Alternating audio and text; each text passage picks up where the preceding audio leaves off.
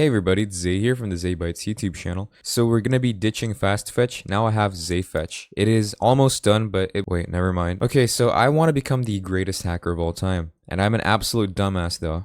So today we're gonna be learning hacking. You guys might be wondering why I want to learn to hack. Well, mainly it's because I know my neighbor's hiding something, but I just can't prove it yet, so I want to hack him. And I also want to earn a frick ton of money, because I heard hackers earn a lot of money. I mean, look at the average ethical hacker salary, bro, like $147,000. But as you may know, I'm an absolute dumbass and I know nothing about hacking. I study computer science, but they don't teach you anything about cybersecurity. Wait, how long does it take to learn hacking again? How long does it take to learn ethical hacking? 3 months for basics and 1 to 2 years for job-ready skills. Okay, that's gonna take a while. Okay, my starting point is programmer because I've been programming ever since I was like 10 years old. I think I only have 1 to 2 hours a day because, well, I have a part-time job and I have studies. Frick. Learning method. I'm broke, so I don't have any money for classes, so we're gonna self-study. I searched how to learn hacking and I found this WikiHow site, and I think WikiHow is a very trustable website, right? How to become a hacker. Authored by Tyrone Showers.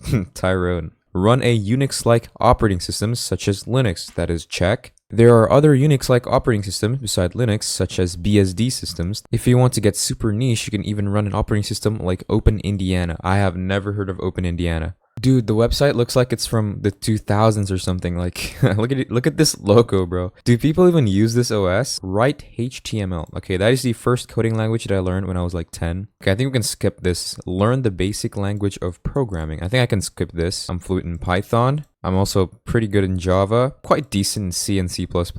Think creatively. I gotta think creatively, guys. Learn to love solving problems. I fucking hate that. Write open source software. Hey, I'm writing ZayFetch right now and it's open source. It probably has some Trojans on it, but it's open source. Help test and debug open source software. I've actually done that. I've done that off camera a few times. Okay, so I read the WikiHow and it just wasted my time. This is freaking useless garbage LARP stuff. I found this website. It's called Geeks for Geeks. I think it's good. Introduction to ethical hacking. What is hacktivism? What the fuck is hacktivism? Hacktivism is a term used to describe the application of cyber cracking for political, social, or ideological purpose. Hacktivism does not only deal with cyber terrorism, such as DDoS attacks and data breaches, also with online website defacement, so that they can send the send message to protest against perceived injustices or expose sensitive information. Wait, I can expose my neighbor? Also, quick sponsor break. This video is sponsored by my cat. I mean, he has 0 survival skills, but he is really smart, by the way. He installed Arch Linux by himself. I've been reading this website, and I think it's pretty good. Pretty informational website. I'm right now reading the footprinting section, and basically what footprinting is doing your research on the target. You gotta know what operating system they're using. I don't even know what my neighbor is using because I've been to his house once. The operating system was nothing like I've ever seen, bro. Also gather information from these social media, job websites. Who is? What the hell is this? This is a website that serves good purpose for hackers. What is who is? Whois.com. What? Wait, I gotta know my neighbor's IP though. I'm so glad it doesn't like show my actual address. It just shows like my provider's address. Okay, so I decided to do research on YouTube and I saw this video on my FYP. Cyber YouTubers love wasting your time. Okay, so from what I've watched on YouTube, a lot of these cyber YouTubers are just LARPing for low cortisol. They basically teach you a thing or two and then the rest of the video they LARP. I mean, bro, there's a 7-hour freaking course. I'm not saying this is bad or anything. I think freecodecamp.org is somewhat trustable, right? I have no idea what that is, by the way. Okay, I watched this video almost fully yesterday. I did research before doing the video, by the way, and it was pretty informational. There are literally a lot of videos here that waste your time, but this is pretty good, okay? This is a pretty decent video. Stop wasting your time in cybersecurity. And this person literally sounds so much like AI. I don't even know if this person is AI or human. From that video, I got this website called roadmap.sh, and I've been going through the cybersecurity roadmap. It's been pretty useful. My class only teaches me coding, but they don't teach like network, and I'm almost finished. I am currently reading this section, the common attacks section. I've learned about SQL injection and spoofing, but I'm currently reading through DNS poisoning and cache poisoning. So I think this is why 99% of people who want to learn to hack fail. The hacking experience isn't just straight up hacking. It's doing your research first, and then after a few months of doing your research, try scanning your own networks, and then maybe in like 6 months to a year you can hack. It takes a lot of time. That's why 99% of people who want to learn to hack give up. But I'm not the type of person to give up, and I'm gonna speed run this in a day, bro. I've been reading through this website, and they have skill-based roadmaps here, and they even have roadmaps for vibe coding. I mean, I can understand all of these roadmaps, like SQL and all these languages, but vibe coding, bro? Okay, so turns out DNS poisoning is the thing that I'm looking for. You can steal data, infect malware, and halted security updates. This is the one that I'm looking for because I already told you guys the reason, right? The attacker gets between the web browser you are using and the DNS server. I found this GitHub page and is a tool to perform DNS cache poisoning against vulnerable server.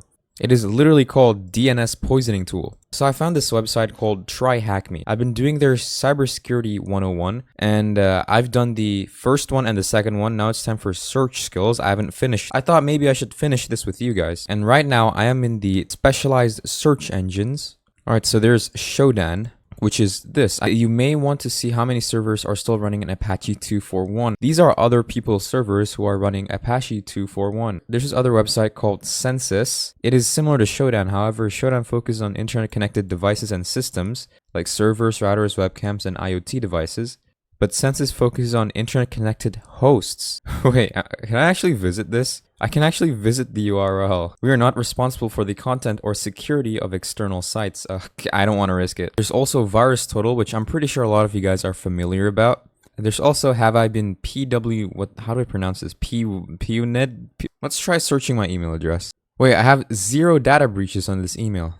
Answer these questions below. What is the top country with light PD servers? Okay, so we have 2 million results. The top country is United States. United States. Correct answer. Let's go.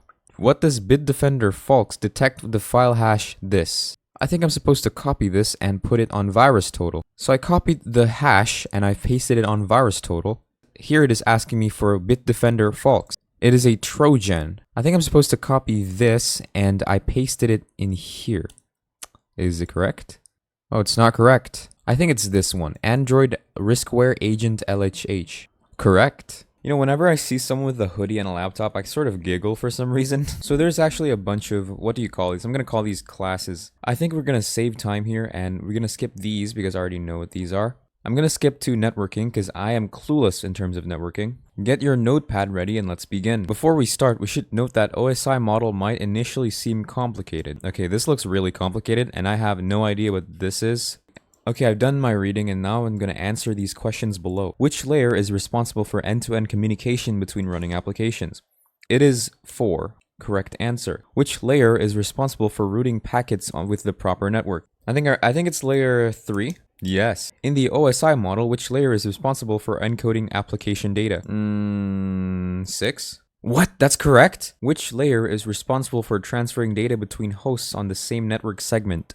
Wait, I actually forgot this one. I think it's layer 2. Correct answer. I'm gonna answer this. To which layer does HTTP belong in the TCP IP model? It is application layer.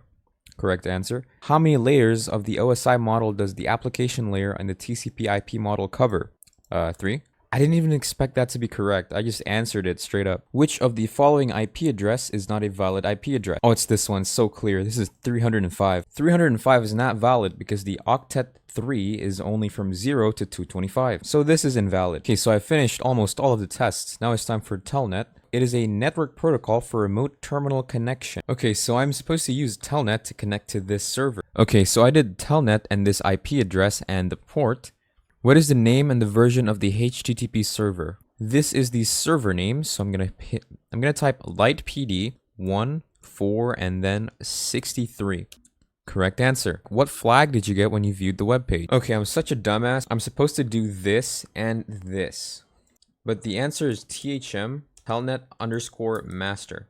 Right, we are in the conclusion, so this is done. Please note and remember all the concepts, network layers, and protocols explained in this room. Okay, so my cat told me there's this Linux distro called Kali Linux, Debian-based Linux distribution for cybersecurity purposes. We're going to be installing this. Choose your platform. Installer images. I'm pretty sure this is the ISO. ARM. Mobile? We're just going to use the ISO. I think we're just going to do the net installer because I don't have enough USB storage for this. Alright, so the ISO is done installing. So we're going to be entering the sudo dd command to flash the ISO to my USB. Let's enter. Okay, now we're going to wait until it finishes flashing. Hi everybody, we're going to be using the Dell Inspiron laptop. I have the USB right here flashed with Kali Linux. Alright, we are booted into Kali. I'm going to pick English, of course, and I'm going to hit continue. There's no option for my country, so I'm going to hit other. Alright, I'm done with selecting my country. Now it's loading the installer components from the installation media. I'm going to put a very secure password, watch. It is very secure. Okay, so I think I'm gonna uninstall like every operating system that I have here because it's really messy and my computer's kind of broken. Alright everybody, so Kali Linux is almost done installing. It's just installing some other softwares. I think it's gonna take quite a bit, so I'll see you guys when it's finished installing. Alright everybody, so Kali Linux is done installing, as you can see. Let's go ahead and boot it up. Yeah, I hope OBS is working properly. We are using Kali Linux with KDE Plasma. Kali has XFCE as their default desktop environment, but I'm using KDE Plasma just because I like KDE. Okay, so on the start menu, we have Kali tools and a bunch of other apps here. I'm pretty sure they already have a bunch of apps like nmap.